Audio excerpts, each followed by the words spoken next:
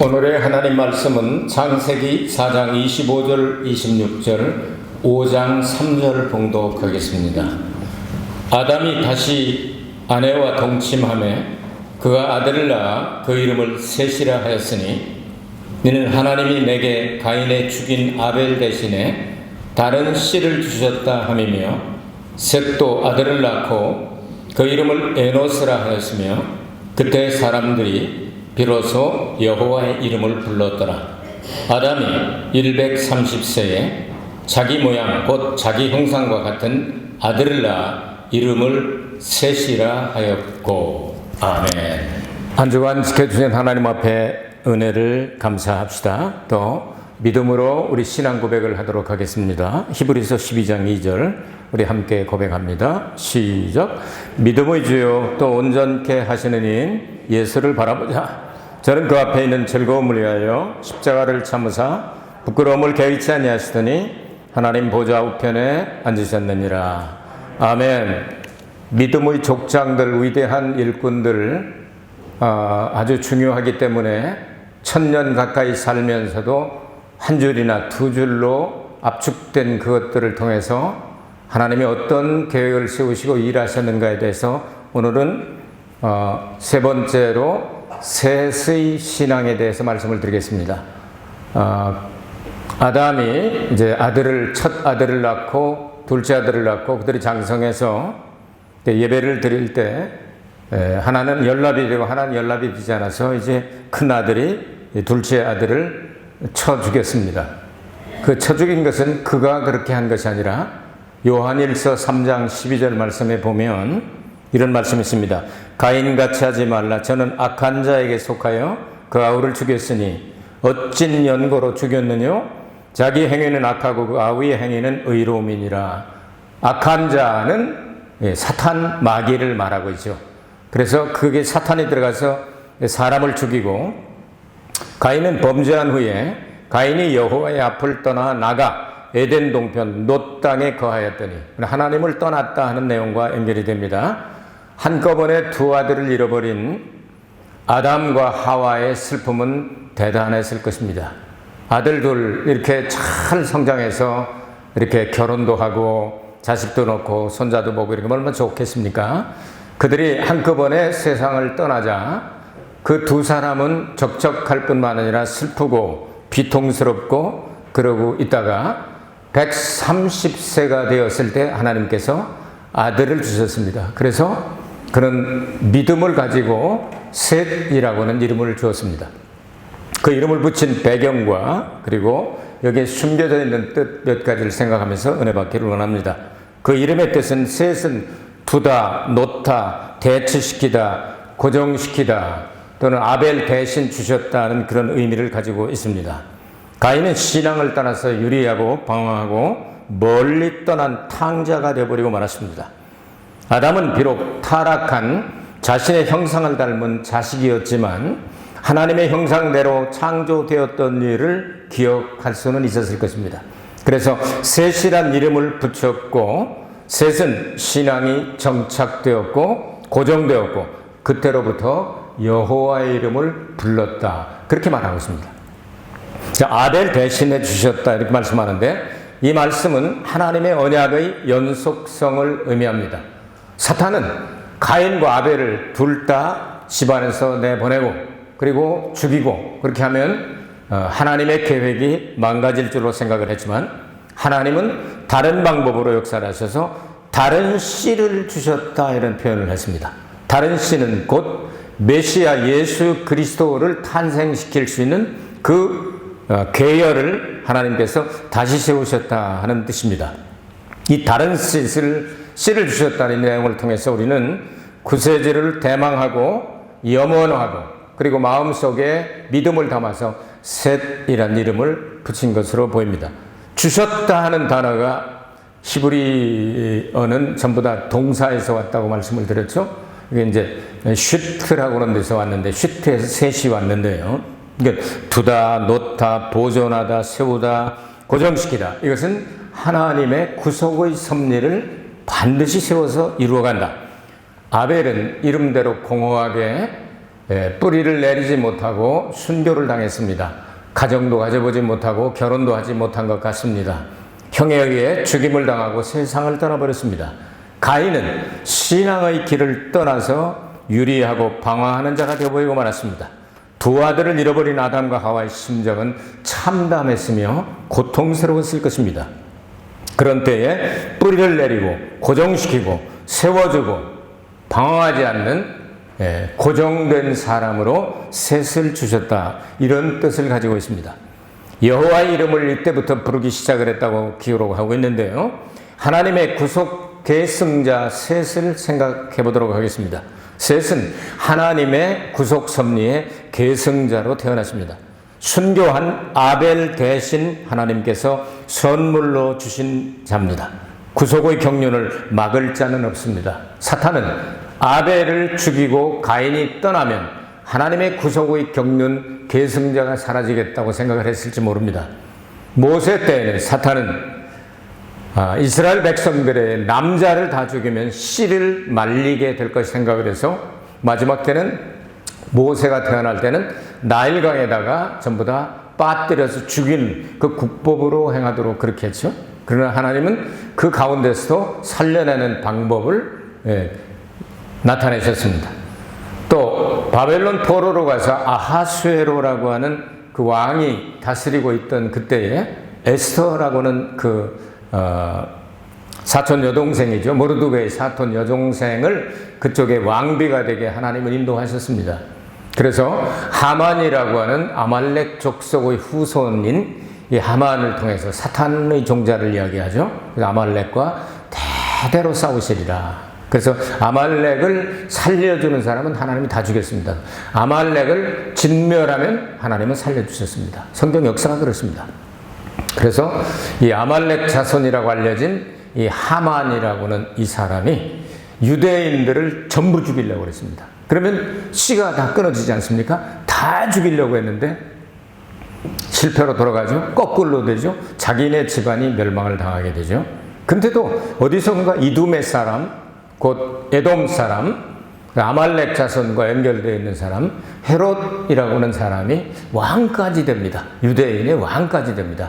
어디서 살아남았는지 어쨌든 그 왕까지 되고 있는데, 이제 예수님이 탄생하는 것을 막으려고 하다 했는데 태어났다고는 소식을 동방박사들한테 듣게 되지 않습니까? 동방박사들이 와서 듣게 되니까 어디서 나느냐, 이것을 연구를 하는 학자들에게 물어봐가지고 베들레헴에서 탄생한 것 같다, 이렇게 얘기를 하니까 동방박사들한테 언제쯤 그 특별한 별이 나타났느냐, 천체학자들은 그걸 다 요즘 증명해내죠. 컴퓨터로 증명을 해내죠.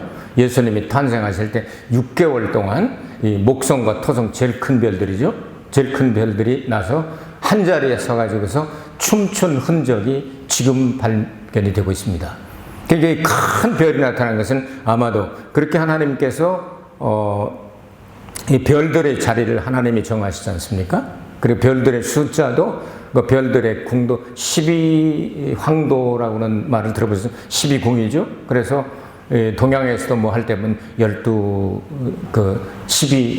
10간 12지라고 그러잖아요. 자축에 있는 진사오미 신유술에 꼭 12로 되지 않습니까? 신명기 공부할 때 여러분 들으셨죠? 신명기 4장과 32장에 12지파와 똑같은 이 별들을 그들이 섬기고 이렇게 하게 될 것이다 하는 그런 말씀이 나오지 않습니까? 그걸 연구하는 사람들이 메시아가 탄생한 걸 알아냈단 말이죠. 그 와서 그 얘기를 듣고 난 다음, 그러니까 한 2년 전부터 지금까지 전부 다 죽여야 되겠다고 생각을 해서 베들레헴에서 탄생한 남자아이를 다 죽였는데 못 죽였죠? 메시아는 하나님께서 꿈에 지시하셔서 애굽으로 내려갔다가 불러 올라오신다고는 하나님의 약속의 말씀, 호세아서에 기록이 되죠. 그 말씀을 응하게 하시려고 애굽에 망명 가셨다가 다시 올라오게 하시지 않습니까? 하나님의 경륜은 아무도 막을 자가 없습니다. 하나님께서 구원하시기로 작정하시면 아무도 막을 자가 없단 말이죠. 근데 이걸 막으려고 했던 그 사탄의 계략이 다 무너져 버리게 됩니다. 아담과 하와는 아마도 가정 예배를 드리면서 자손들이 자기네들처럼 범죄하고 타락하고 불순종하고 이런 생활을 안 했으면 좋겠다 하고 이렇게 잘 가르쳐 줄 겁니다. 근데 이 두 아들을 한꺼번에 다 잃어버리게 되고, 이제 세 번째 아들을 130살에 낳아가지고 너만큼은 이 집안에 믿음의 명문가를 세우고, 그리고 흔들리지 않은 집안을 세워가지고 잘 좀 갔으면 좋겠다 하고 셋이라고 이름을 주었죠. 그러니까 어떻게 보면 믿음의 창시자로 이야기해도 손색이 없을 정도의 사람입니다. 그런데 성경은 그가 결혼해서 가정을 가지게 되고 장남을 낳았을 때 그 장남 이름을 에노스, 연약한 자란 뜻이거든요. 인간은 연약하죠. 그 에노스에 대해서는 다음 시간에 말씀을 전하도록 하겠습니다. 이런 걸 생각하면서 많은 것을 깨닫고 인간의 연약함과 하나님의 영원하심을 알게 된 이 셋이라고 하는 사람은 여기저기 움직이고 방황하지 아니하고 딱 고정해서 하나님 중심으로 살려고 결심을 했던 것 같습니다. 그래서 그는 선민의 조상의 족장으로 딱 나타납니다. 그가 나이를 먹고 이 사람 애기들 많이 난 거는 다 기록 안 했습니다. 꼭 족장들하고 정말 중요한 사람만 몇 사람 기록을 했죠. 어느 정도였을 것 같습니까? 우리나라가 1000년 전에 인구가 어느 정도였을 것 같습니까? 저도 조사를 안 해봐서 잘 모르겠는데 아마도 몇 백만 될까 말까 그러지 않겠어요? 1000만 넘고 그러지는 않았을 거예요. 그렇죠? 그런 인구가 있을 수가 없죠. 조선시대 때 1000만 넘고 그런 게 아니겠죠. 그래서 100만 단위 그렇겠죠. 지금 그런데 남북한 한 8천만 명이잖아요. 이런 걸 생각하게 될 때 1000년 동안 불어나는 숫자는 엄청나게 불어날 수가 있겠다. 엄청난 숫자가 될 수가 있고, 더구나 이렇게 50살도 못 살던, 이게 1000년 전에 이렇게 조선이나 고려나 이때 평균 수명들은 45세 정도, 40세, 45세 정도였지 않습니까? 근데 이때는 대략 1000살 가까이 살았단 말이죠. 이런 내용들을 생각하면 엄청난 숫자가 있었을 것입니다. 그런 많은 사람들 가운데 이제 셋도 이렇게 어린애가 태어나서 이제 성장하고 결혼도 하고 애 낳고 이렇게 한참 다른 애들도 많이 낳고 하다가 보니까 800살을 먹었습니다. 800살인 거 쉬운 일이 아니죠. 800살이 돼서 보니까 이렇게 아버지가 이제 가르쳐 준 그대로 나는 언젠가는 이제 죽을 건데 흙으로 돌아간다고 그랬으니까 흙으로 돌아가더라도 그런 줄 알아라 하고 얘기했지 않겠어요? 그러던 어느 날 그렇게 얘기를 해놓고 언젠가는 그럼 아버지가 죽는다는 게 무슨 얘기인가 뭔가 죽음이라는 걸 잘 모르던 것이 아마 생각했을 수도 있죠. 그랬더니 800살이 되니까 아담이 딱 나 간다 하고 딱 갔잖아요. 그러니까 아담이 세상을 딱 떠나고 나니까 이렇게 만져보니까 열도 없고 열 체크 해봐도 열도 없어. 죽은 사람이 열이 없잖아요. 여러분 37도 넘어가지 않기 바랍니다. 36.5도 정도 유지하시고 정상 체온을 갖고 유지하게 되시기를 바랍니다. 저 이렇게 만져보니까 열도 없고 콧구멍에다 대고 이렇게 해보니까 숨도 안 쉬고 불러도 아버지 왜 자꾸 잠을 이렇게 깊게 자? 뭐 하셔? 자기도 할아버지지 뭐 800살이니까 그렇게 하는데도 꿈쩍도 안 하고 아 이게 죽는 거구나 해가지고 장례를 지냈을 거 아니겠어요? 흙으로 썩어서 이제 돌아가는 것을 보게 되었습니다. 그러다가 한 57년 정도를 더 지나갔습니다. 857살이 됐을 때 어떤 현상이 또 하나 있는데 자기의 그 몇 대 손자 에녹이라는 사람 여러분 이름 들어보셨습니까?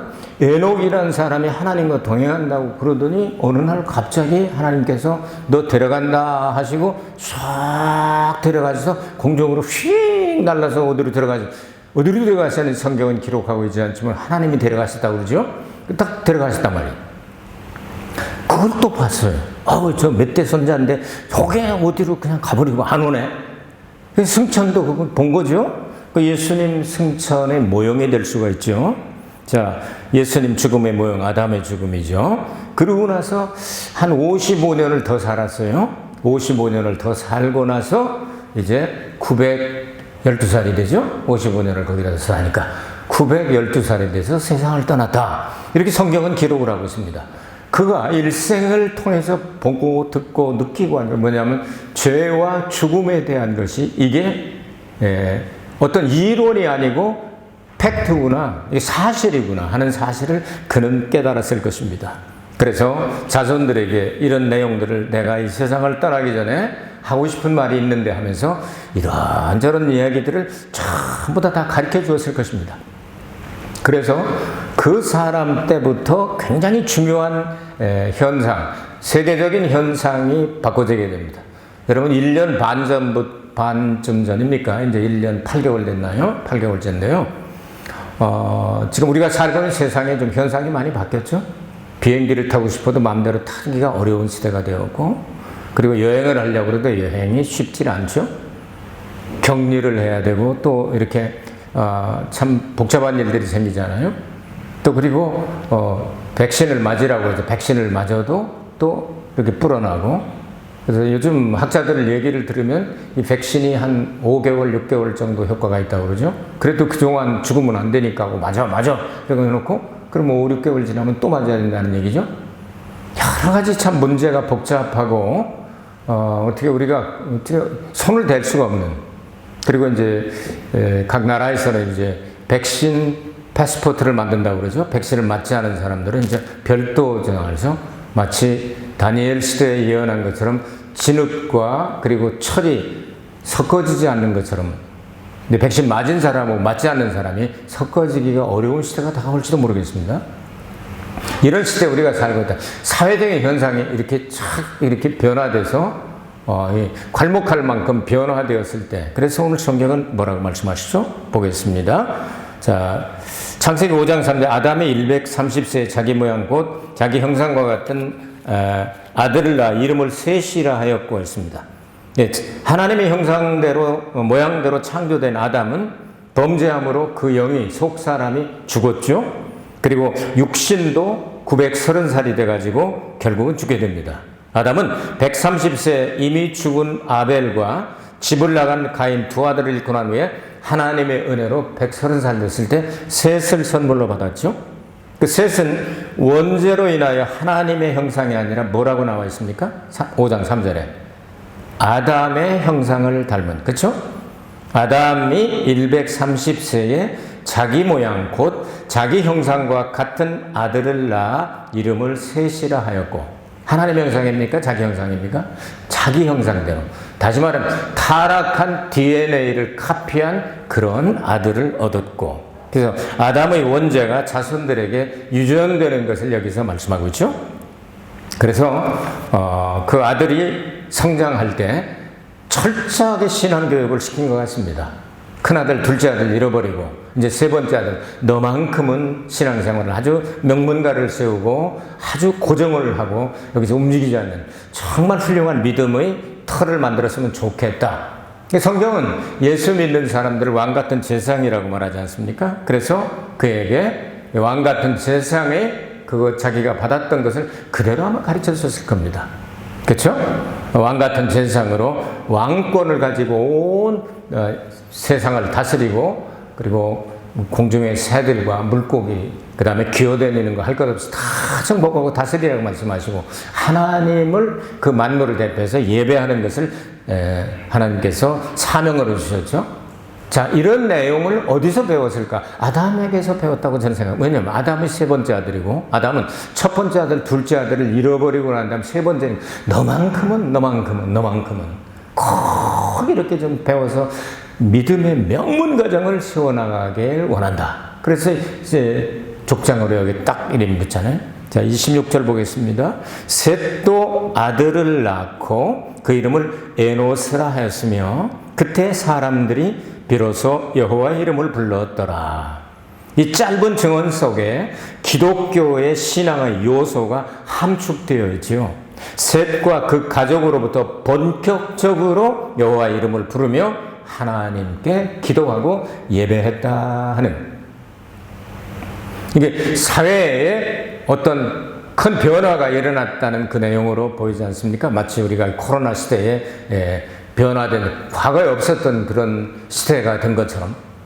그러니까 이 셋이 결혼을 해서 이제 성장을 해서 가정을 가지게 되고 장남을 낳고 딱 보니까 인간이 무언가를 너무 잘 알게 된 거예요. 그래서 에노스, 그 이름을 부를 때만 수백 년 동안 그 이름을 부를 때만 적어도 1000년 가까이 그 이름을 부르면서 너는 연약한 자, 하나님은 강하신 자, 너는 요한한 자, 하나님은 영원하신 자 하면서 하나님 중심으로 사는 것을 그가 신앙생활을 가르쳤다고 봅니다. 그렇기 때문에 이 귀중한 한 구절에다가 그의 일생 912년 동안의 일생을 이렇게 압축해서 말씀하고 있는 것 같습니다.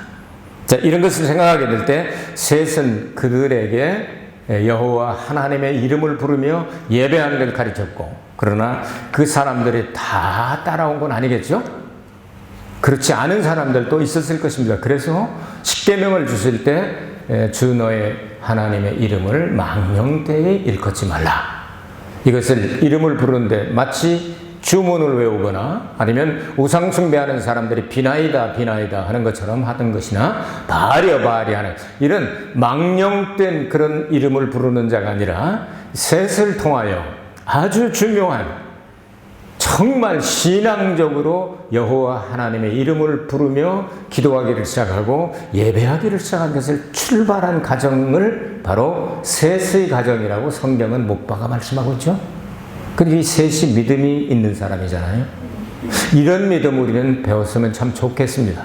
그래서 하나님은 그에게 여러 가지를 보여주시고 여러 가지를 가르쳐 주시고 그리고 그것을 자식들에게 전달하기를 원했었습니다.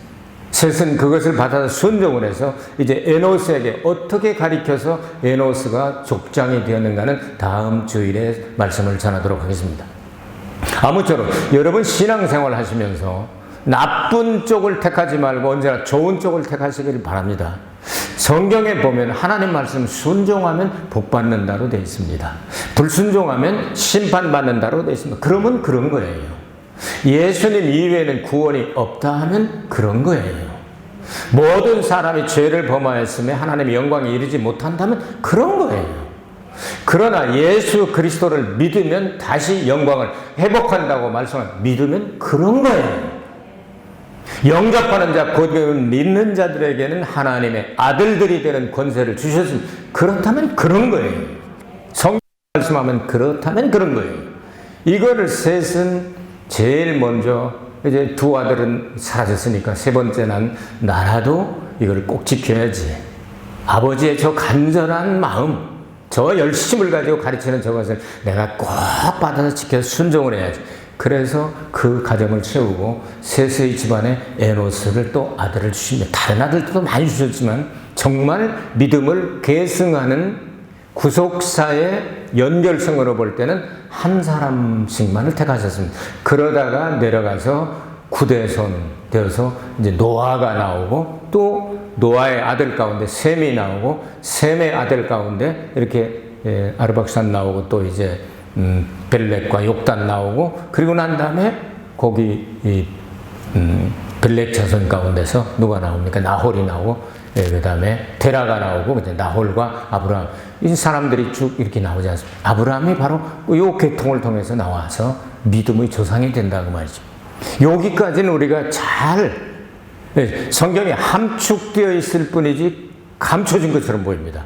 요거를 끄집어내 가지고 아마도 요렇게 해서 요렇게 내려갔을 것이다. 그래서 중요하기 때문에 성경에 이 사람들 이름만을 기록을 한 겁니다.